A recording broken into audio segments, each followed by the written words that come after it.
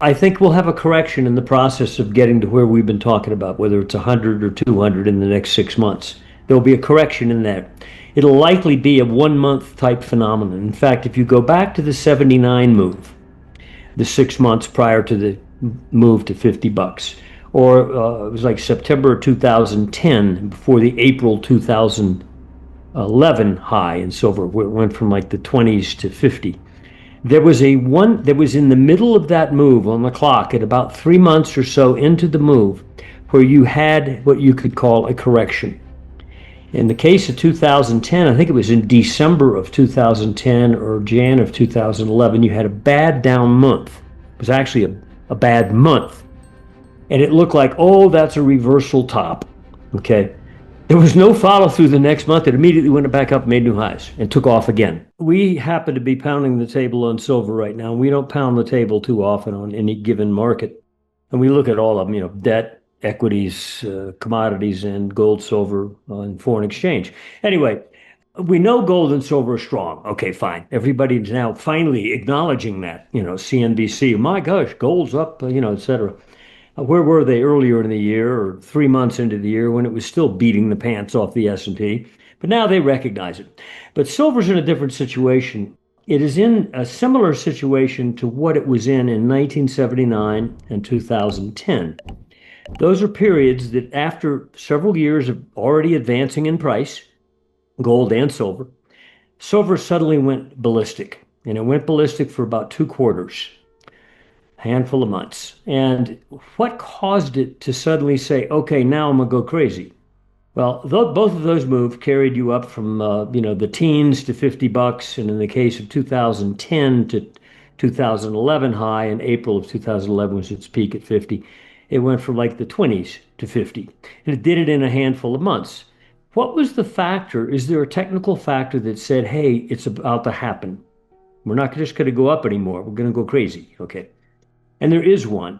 And it's not the price or the momentum of price, both of which were already positive then. So it's no big deal. They're already in a bull trend. The spread relationship between gold and silver is the key.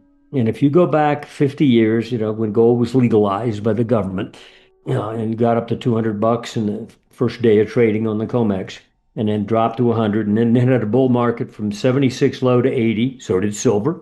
History offers cautionary tales and blueprints. In 1979-80 and again in 2010-11, silver, after years of steady ascent, suddenly went ballistic in short order. In each episode, it leapt from the low to mid-tens into the $50 zone within mere months. Those surges didn't owe much to price momentum. The market was already bullish. What triggered the acceleration was a deeper structural relationship, one tied to how silver behaved relative to gold over long cycles. And then gold had another bull market from 2001. It was about $265 up to 1920. So did silver. But in the latter part there, what happened was the spread relationship between gold and silver, which had been somewhat capped off, technically speaking, where you could plot that thing month to month. And by the way, when we measure silver and gold, we don't do the ratio that everybody else does. What we do is simply divide an ounce of silver price into an ounce of gold. And you'll find that over that 50-year period, it's ebbed and flowed from 1% up to as high as 6%. But in 20 of those 50 years, silver has been at 2% plus the price of gold. Right now, we're at 1.125 approximately. So we're still way cheap on that spectrum. In 20 years of those past 50, it at least got to 2. And some of those years weren't even bull trend years. It was almost routine, 20 out of 50 years. In bull trend years, like 79 and 80, or 2010 to 11, when silver really exploded, it got up to 3+% or even higher ratio to gold. Okay. Again, and just above 1%. Okay. And firming quite nicely, by the way, since the last 4 or 5 months, silver gaining versus gold. So it's up more on the year than gold is, for example. That spread has a trend structure, meaning when you plot the spread chart, you can see the same ceiling type of pattern that occurred in 79 and occurred in 2010, where silver had already dropped, even though the bull market was underway, it dropped relative to gold. and bumped twice at the same level overhead. So you built like a double top. Okay. It was that third push up to that same level on the spread, you broke out. So in other words, price didn't break out, momentum of price didn't. They were already positive, but that spread broke out where silver said, I'm going to get you. I'm coming back. Okay. That's when over the next 6 months, the price of silver went ballistic. We're at the exact same technical situation right now. We have a spread ceiling that is very clear.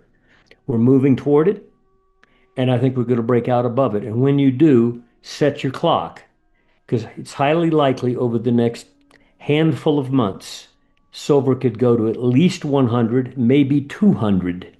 The linchpin lies in the gold to silver ratio, specifically how many dollars of gold equals $1 of silver, or vice versa. Over decades, that spread has oscillated, at times constraining silver's upside. In bull eras, silver has broken through previous ceilings in that spread chart, unleashing rapid gains. Today, the ratio sits near historical lows, still favoring gold, leaving room, some argue, for a breakout. Recent price action shows silver gaining ground versus gold. If the spread breaches prior caps, that may trigger silver's next leg higher. In that short period of time, does that sound ludicrous? Okay. Yeah, sure it does. When you're used to the last 50 years of behavior.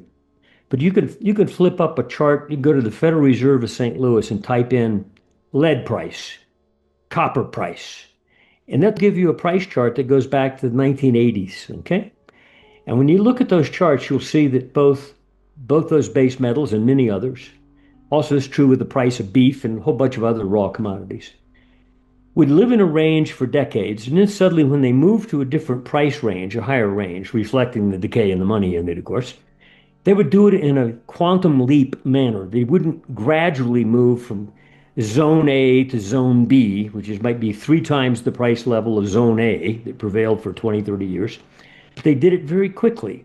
So this is not strange behavior for a commodity that has made the mistake of not keeping up with other commodities, or two, not keeping up with the decay in the money unit. Silver's at that door right now. And I'm telling you, momentum of that spread already says it's going to break out, meaning the spread itself will break out because the momentum of the spread has.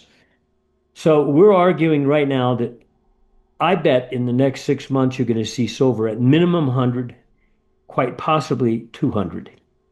And the difference between the two is simply what happened on a ratio basis in that 79 blow off in silver, 79 to 80, or the 2010 to 2011 surge. If you match the 79 to 80, you go into $200, 6 months. When the spread broke out, the equivalent, you would go to 200 now. Or if you match the 2010-11 final surge in dimension, ratio dimension, you're going to be in excess of 100. And I won't pin which one, but I have a suspicion it might be the 200. But it's white knuckle time. That's the market that we'll be watching. Silver is entering this juncture not in isolation but backed by macro and fundamental wins. In 2025, silver prices have climbed roughly 67% year over year, reaching records near $52 per ounce. Industrial demand from green technologies, supply constraints, London inventories are deeply pressured, and speculative interest are all at play. Major banks like HSBC have raised silver price forecasts, citing gold's strength and geopolitical uncertainty as additional tailwinds. It's true, which it is. I mean, the money supply, M2, take an M2 chart and punch it up on your screen. It's basically an upward curving ballistic thing. And just to give you an example, if you went back 25 years ago, an investment lifetime, and you're stupid and you just said, I'm going to buy an asset and hold it for the next quarter century. Say you bought the S&P in October of 2000. It's now October 2025. Okay. You're up 4.5-fold. Well, heck, M2's up that much and slightly more. Okay. So you've only kept up with the decay in the real value of the money unit. Gold is up 16-fold since where it was in October 2020. It was, okay, so gold is the mama market, the monetary metal, has been vastly outpacing the decay in the money unit. Silver has not Silver's been caught in that range still. Basically you get down to 20 or lower, it's low. 50, that's the high. You've been caught in that range for 50 years.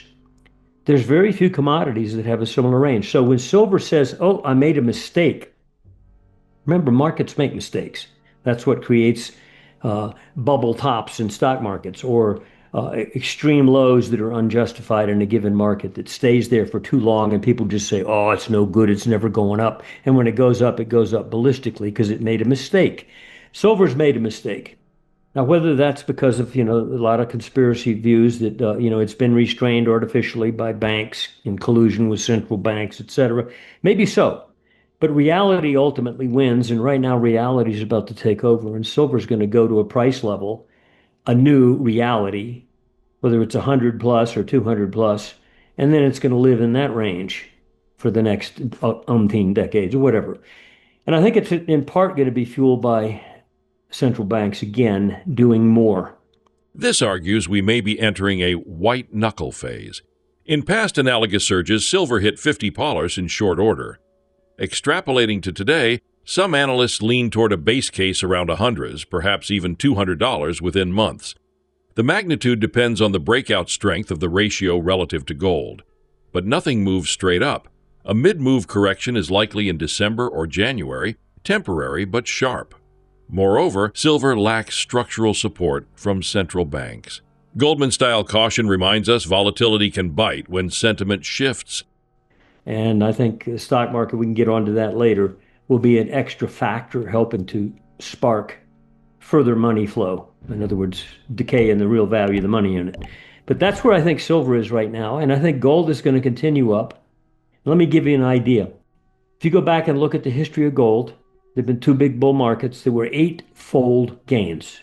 Bear low to bull high, bear low to bull high. The 1976 low to 1980 high, 2001 to 2011, eightfold move in, logarithmic scale.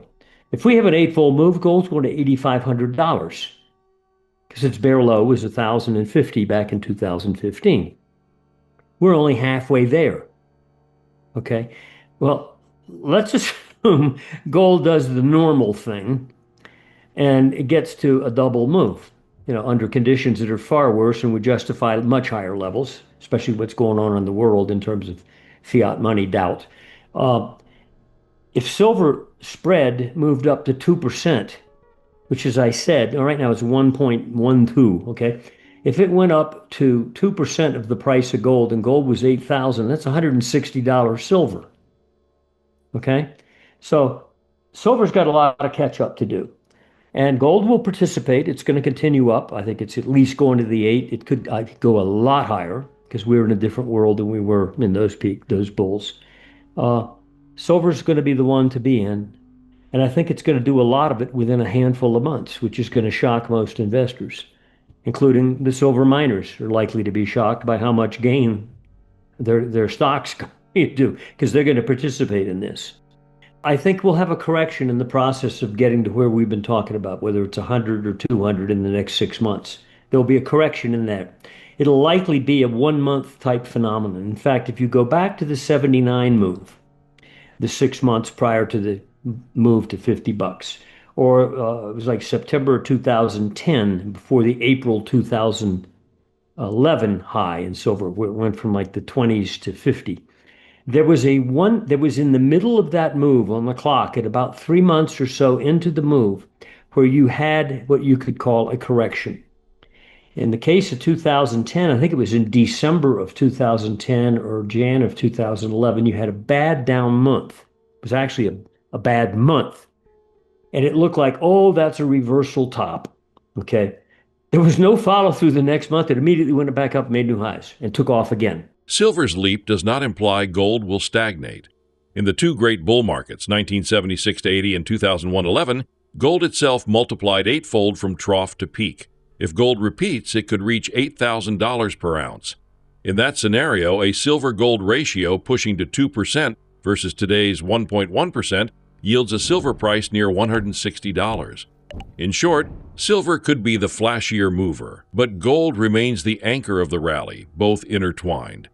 Watching that dynamic may reveal when the broader market truly rewrites its narrative. Okay.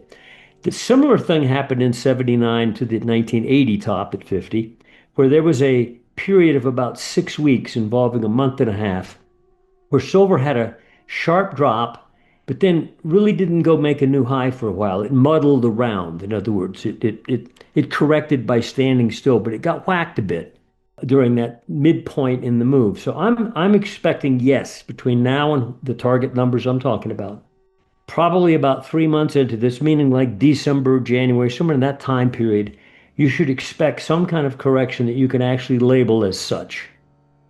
But it won't be sustainable and it won't be the top. It'll just be like a midpoint correction. So yeah, I would expect such. Not here, not now, no. By the way, on the silver versus gold we've been talking about, when you run a spread relationship between the silver miners and the gold miners, such as using SIL, the ETF of silver miners, versus GDX, it also has a spread breakout level that's very clear, a couple year process where the silver miners have gradually underperformed the gold miners, but it's created a super clear structure on the spread. Perfect, like a 4-point trend line. You've broken out above it. So the silver miners have already said on a spread basis, performance basis, we're going to outpace the gold miners now. That's also a tap on the shoulder that says, hey, expect silver to do the same versus gold. And so when those spreads break out, you don't have a correction at that point. You have one after maybe midway into that next move. So yeah, look for a correction, not now.